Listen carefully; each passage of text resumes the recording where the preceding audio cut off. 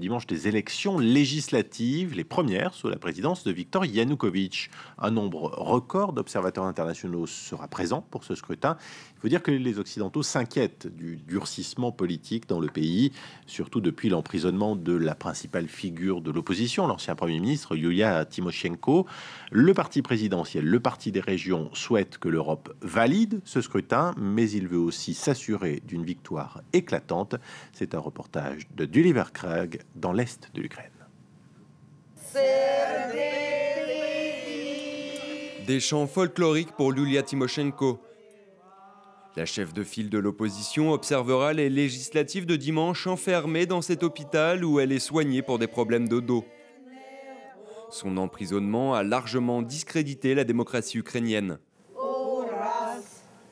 Mais pour cette militante, le cas Tymoshenko est loin d'être la violation la plus importante de ces élections. Les pressions administratives et l'achat de voix d'électeurs posent bien plus de problèmes que ce simple fait regrettable. Natalka Zubar et son mari font partie d'une association qui recense les violations électorales.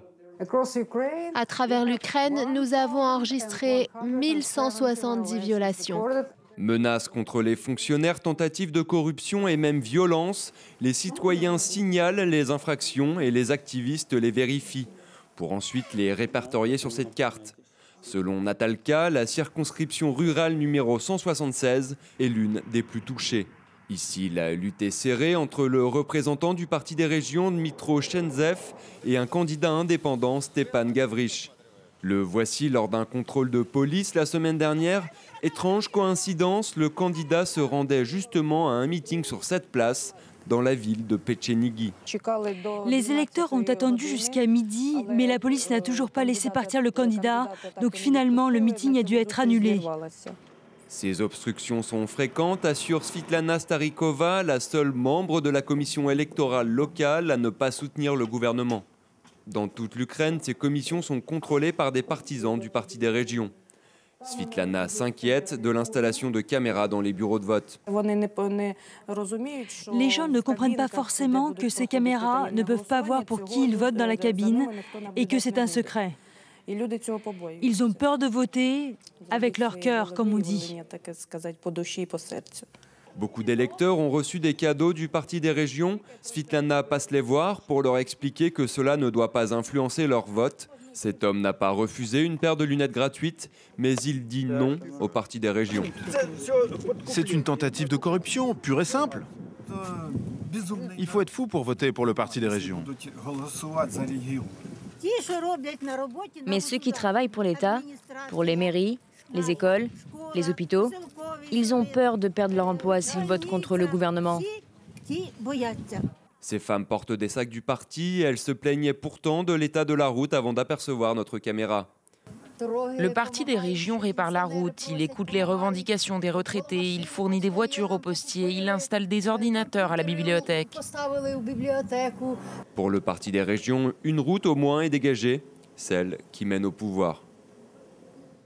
Voilà, un reportage signé Gulliver Craig, Gulliver que nous retrouvons à présent. Alors, à la fin de votre reportage, Gulliver, on entend des gens qui ont l'air satisfaits, hein, cette femme qui est contente des ordinateurs dans les bibliothèques. Ils disent vraiment leurs sentiments ou c'est parce qu'ils ont peur de dire autrement ? Je pense que c'est un peu les deux. Souvent en Ukraine, on rencontre des gens qui tiennent un discours beaucoup plus positif devant la caméra que quand la caméra était éteinte. Mais en même temps, il est vrai que les candidats à l'élection en Ukraine réalisent souvent des projets d'intérêt public juste avant les élections. Finir des routes, mettre des ordinateurs dans les bibliothèques.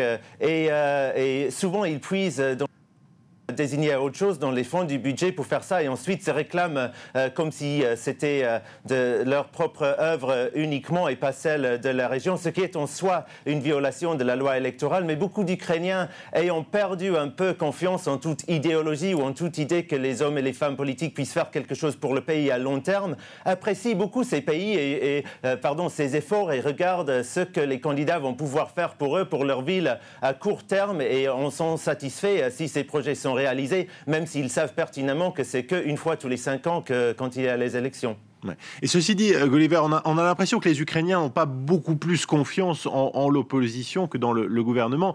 L'opposition est-elle aussi un peu responsable de cette situation ?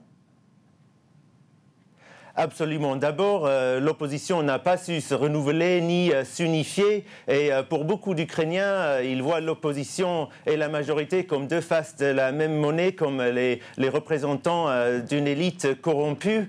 Et l'opposition a aussi fait une grosse erreur l'année dernière quand elle a laissé passer une loi électorale qui est complètement à sa défaveur. Dans cette élection, seulement la moitié du Parlement est élue à la proportionnelle. Le reste, c'est dans des circonscriptions à la simple majorité. C'est dans ces circonscriptions-là qu'on voit le plus de violations, parce que la concurrence est vraiment forte, mais aussi dans ces circonscriptions, souvent le parti des régions ou ses soutiens peuvent gagner, même avec une proportion assez petite des voix, parce que l'opposition est divisée. Il y a deux grands blocs, le bloc de Yulia Tymoshenko et puis le bloc Oudar du boxeur Vitaly Klitschko, et puis beaucoup d'autres petits partis. Donc, cette manque d'unité dans l'opposition, en jouant dans ce système électoral réformé, fait qu'ils se sont tirés une balle dans le pied, en fait, en quelque sorte, en laissant passer cette réforme électorale.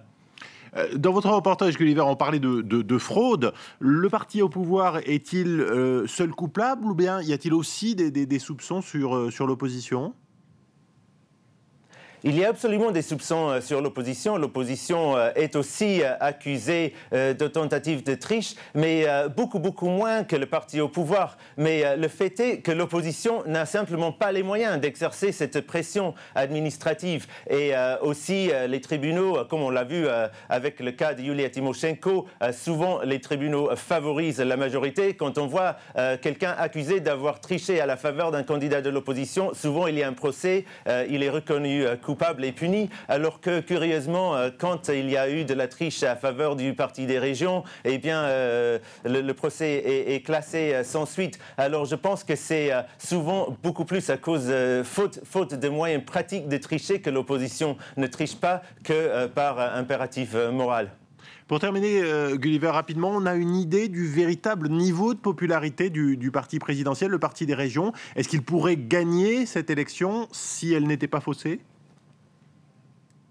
Alors, selon les derniers sondages, le Parti des régions avait 23%, ce qui en fait le plus grand parti du pays, même si les deux blocs d'opposition étaient réellement réunis, ils auraient plus que le Parti des régions. Mais ces 23%, tenant compte du fait qu'il y a aussi le Parti communiste et certains autres petits partis et candidats indépendants qui soutiendraient le Parti des régions, seraient probablement suffisants sous ce système-là de gagner cette élection, même si elle était libre et non faussée. Mais après, on peut demander si on peut vraiment parler d'une élection libre et non faussée, vu la domination quasi totale des médias par le Parti des régions et ses soutiens à l'Ukraine. Seulement une télévision qui peut vraiment se réclamer indépendante, TVI, qui a perdu d'ailleurs une grosse partie de cette audience cette année parce que les opérateurs de câble l'ont retiré de leur bouquet de diffusion. Gulliver Krag, merci. Ces élections législatives, c'est donc ce dimanche en Ukraine et on suivra ce scrutin, bien sûr, sur France 24. Il est 7h20.